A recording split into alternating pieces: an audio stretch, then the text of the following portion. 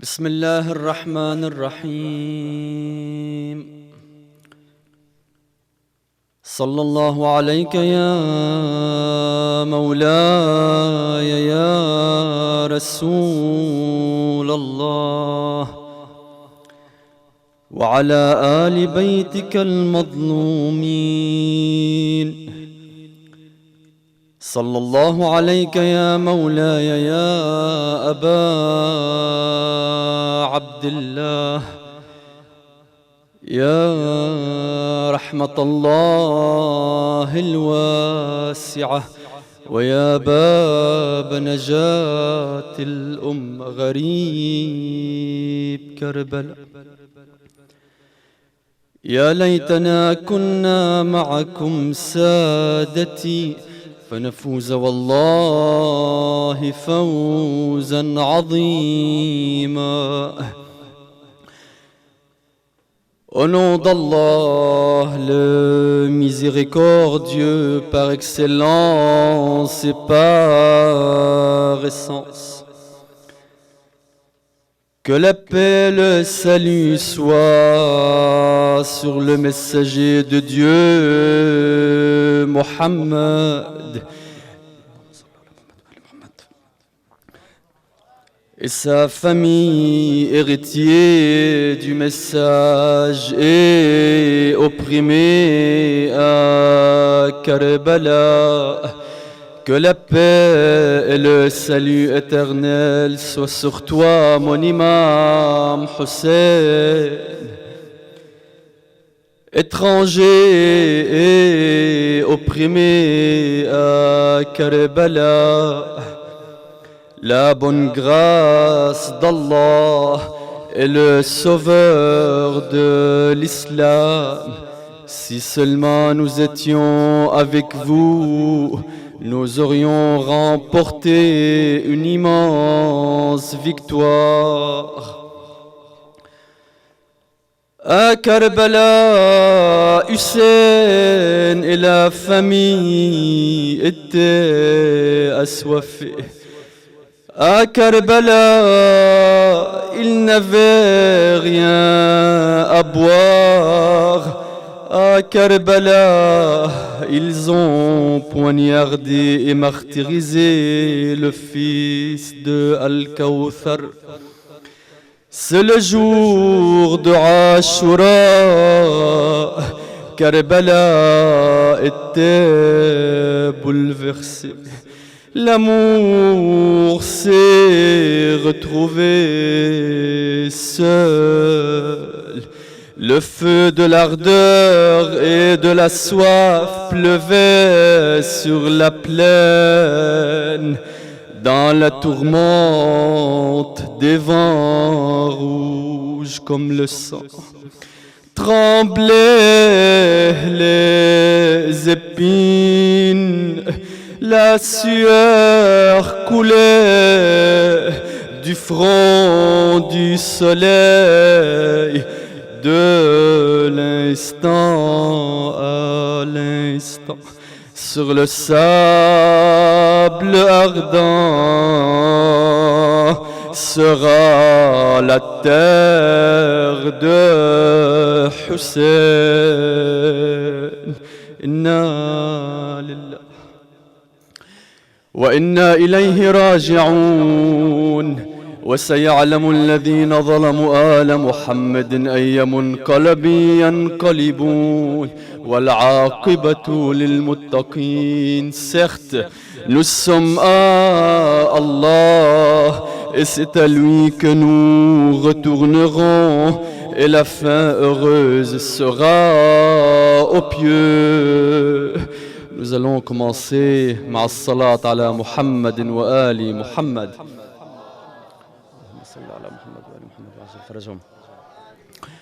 Une seconde fois pour l'amour de Al-Hussein alayhi salam.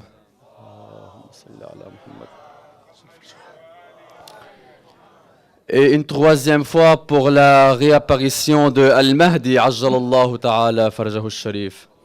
Allahumma salli ala Muhammad wa ala Muhammad wa ajjal farjahu. Une petite parenthèse. Si jamais les jeunes hommes qui sont juste ici devant moi ont la chance d'écouter parce que je parle en la langue qu'ils comprennent, ça sera vraiment génial. Parce que c'est pour eux qu'on fait ça. Et une deuxième chose, si j'avais le temps et la chance de traduire ce qu'a présenté son éminence Saïd Khalil, parce que c'était une introduction très, très merveilleuse. Mais Inch'Allah, je vais essayer d'en sortir avec quelques mots de ce qu'il a dit. Ma'as-salat ala Muhammad wa ali Muhammad. Allahumma salli ala Muhammad wa ali Muhammad wa ajjal farajahum. L'imam al-Baqir, alayhi salam, que la paix soit sur lui et sur sa famille, il a dit: le prince des croyants, l'imam Ali, que la paix soit sur lui, le prince des croyants avec deux de ses compagnons était passé un jour par Karbala. Et lorsqu'il fit ainsi, des larmes remplirent ses yeux pour l'imam. Il leur dit alors: c'est le lieu où resteront leurs animaux, voulant dire sur le convoi hussénite quand il va passer par Karbala. C'est le lieu où resteront leurs animaux et c'est l'endroit où leurs bagages seront posés et c'est ici que leur sang sera versé. Béni sois-tu, il parle de Karbala, béni sois-tu ô terre où le sang de l'aimé qui est Hussein alayhi salam se répandra sur toi. Alors, acheminons cette lecture de l'imam al-Hussein alayhi salam vers Karbala. Alors, Ashura, ce jour qui est sans comparable dans l'histoire, est un mouvement sacré. Comment on peut définir un mouvement sacré? L'imam al-Hussein alayhi salam a entrepris ce soulèvement d'une grandeur et d'une sacralité très très rare. Son soulèvement possède toutes les caractéristiques d'un mouvement sacré que nous allons définir présentement.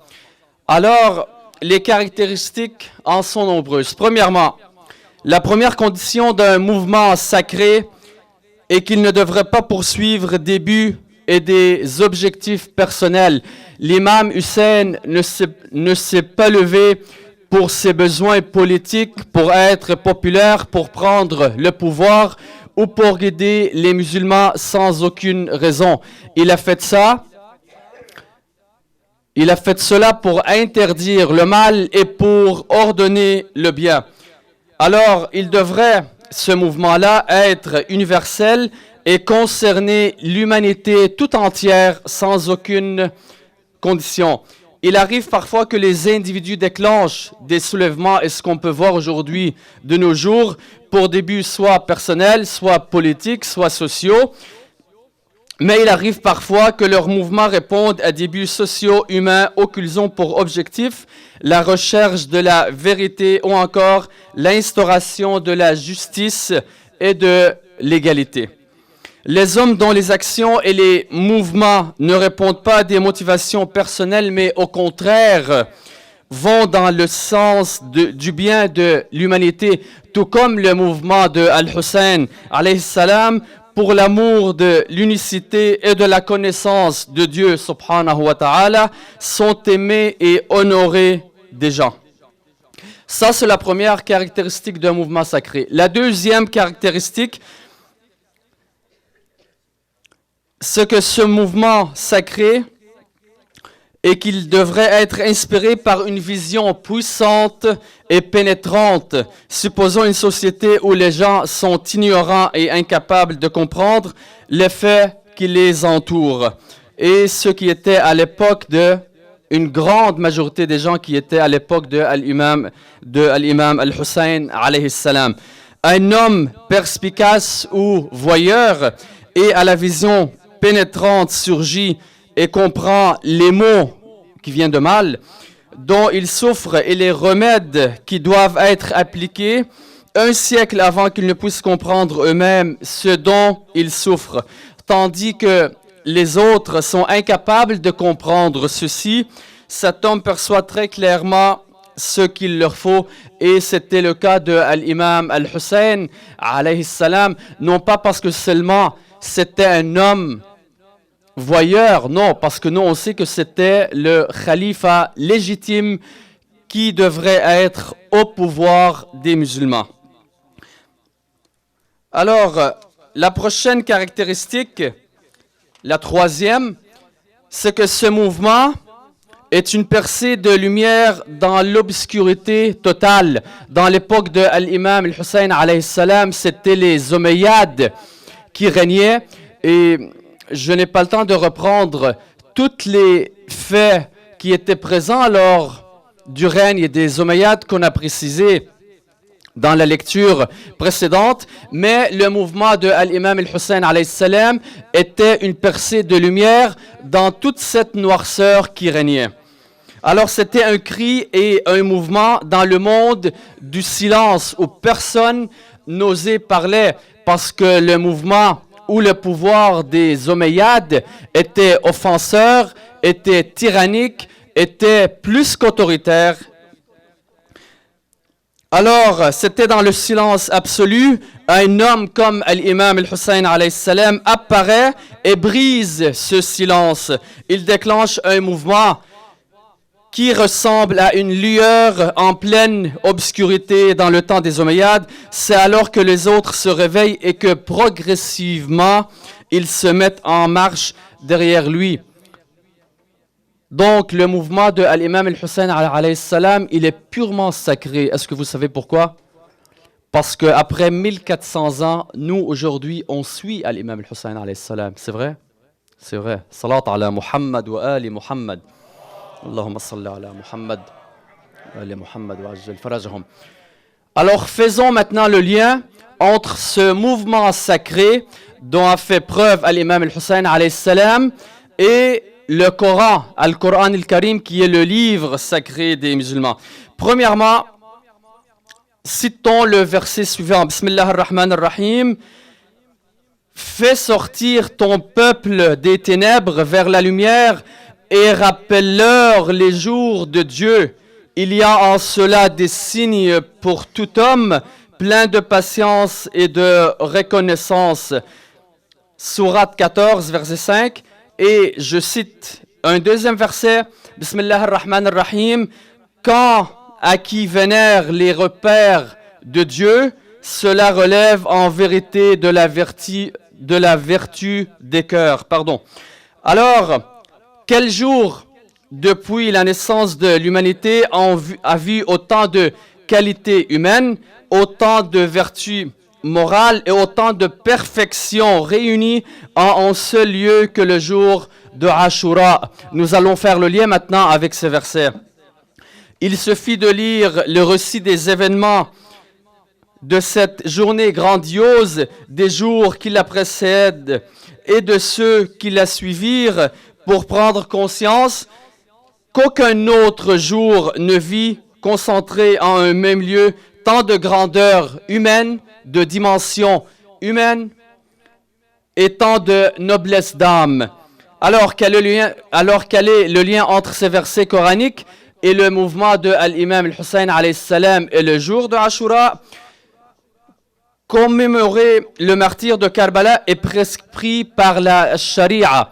Là, je prends la citation d'un grand savant religieux sur lequel je me base, et c'est Ayatollah al-Sheikh Mohammed al-Sanad.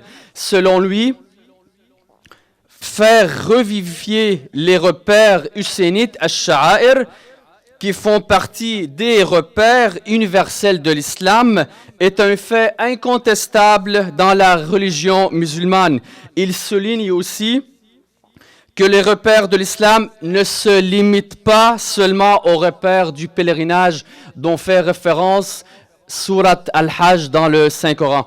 Encore une fois, j'ai fait de mon mieux pour traduire ces termes-là, mais ce n'est pas une traduction terme par terme, c'est une traduction de sens et de message.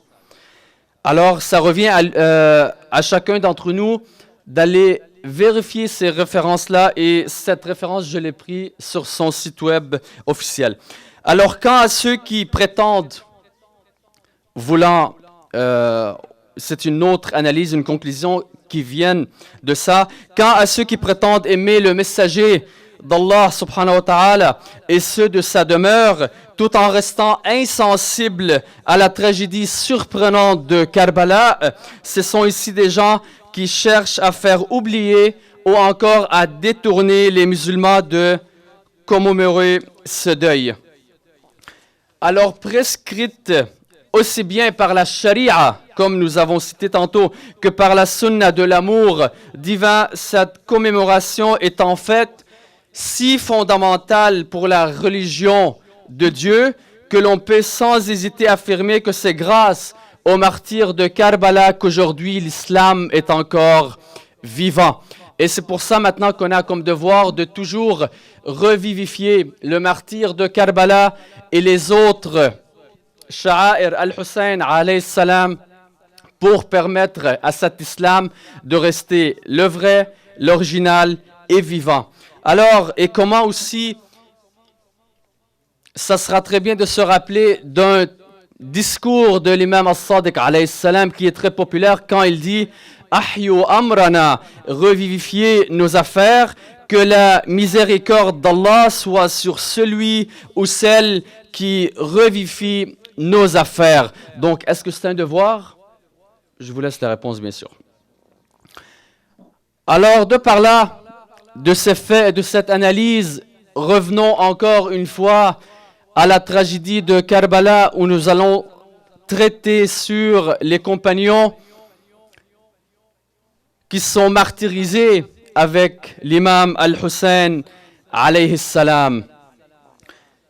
Quand l'imam al-Hussein alayhi salam, il avait quitté la Médine pour Al-Koufa, les soldats de Al-Hurr, nous allons voir après c'est qui, encerclèrent l'imam al-Hussein alayhi salam et ses hommes, envoyèrent un messager à Ibn Ziyad qui était le gouverneur, qui leur dépêcha un renfort de 30 000 hommes, environ commandé par Omar, fils de Saad, et Al-Shimr, fils de Viljawshan, qui seront les bourreaux de la famille du prophète sallallahu alayhi wa alayhi. Alors, qu'est-ce que fait cette armée?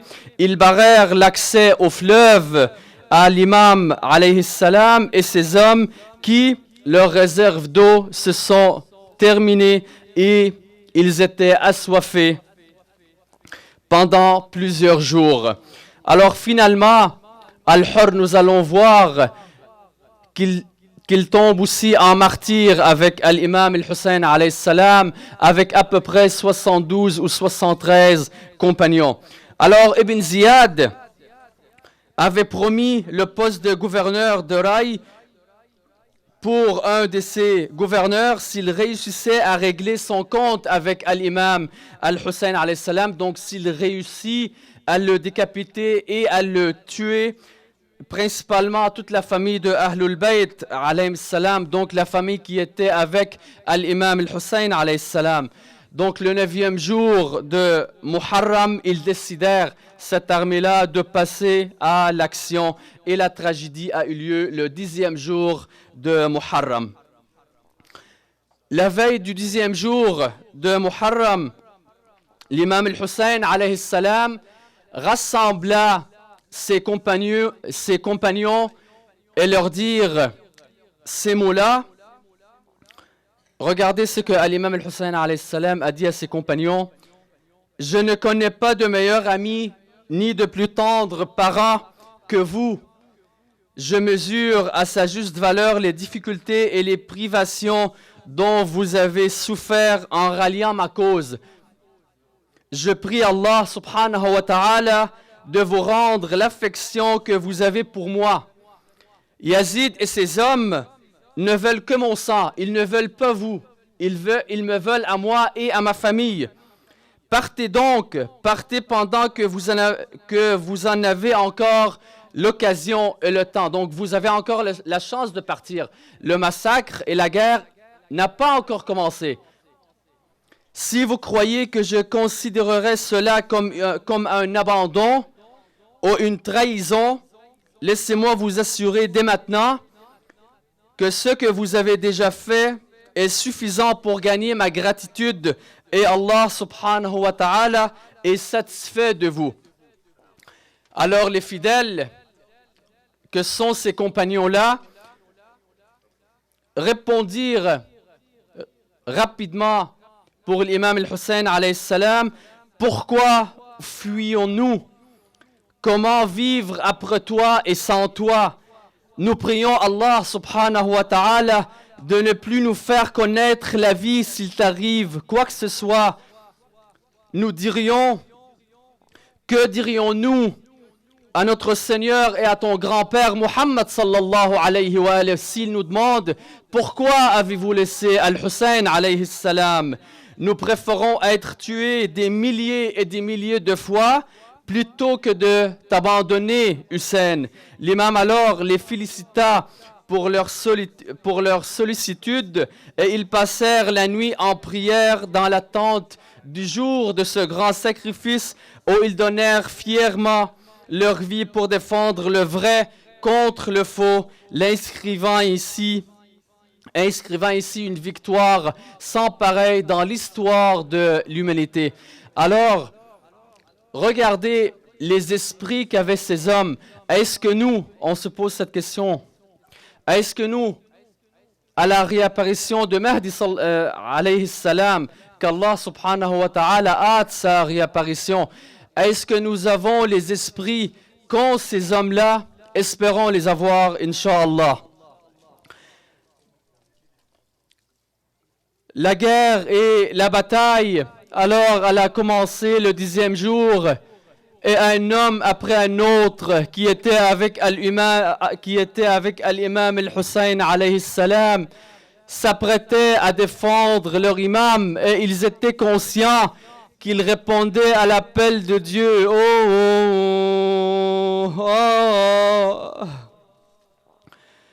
Le premier qui commença à attaquer le camp de Al-Hussein était Omar, fils de Saad.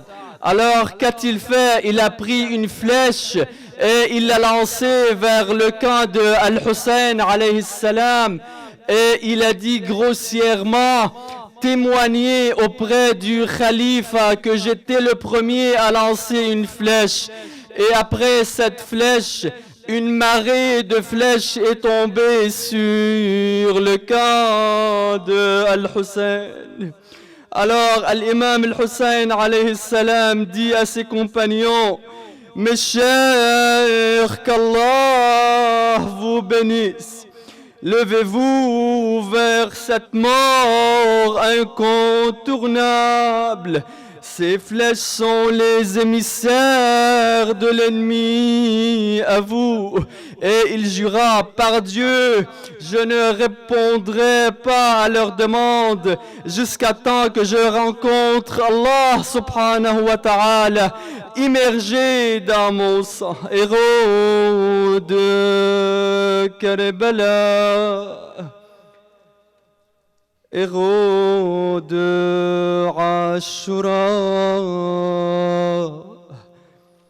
vous valeureux guerriers, compagnons de l'imam, fidèles des fidèles, proches serviteurs d'Allah, vous avez pour Hussein fait usage de vos lames. Inna lillah wa inna ilayhi raji'un. وسيعلم الذين ظلموا آل محمد أي منقلب ينقلبون والعاقبة للمتقين. Certes, nous sommes à Allah et c'est à lui que nous retournerons, et la fin pieuse sera, et la fin heureuse sera aux pieux. Supplions Allah subhanahu wa ta'ala: Allahumma inna nas'aluka wa nad'ouk بحق الحسين وغربة الحسين وعطش الحسين وأصحاب الحسين الذين جاهدوا بين يديه أن تصلي على محمد وآل محمد، وأن تغفر للمؤمنين والمؤمنات والمسلمين والمسلمات الأحياء منهم والأموات، وتابع بيننا وبينهم بالخيرات إنك مجيب الدعوات. qu'Allah subhanahu wa ta'ala bénisse les initiateurs de ces majalis. Al-Fatiha ma'as salat ala Muhammadin wa ali Muhammad.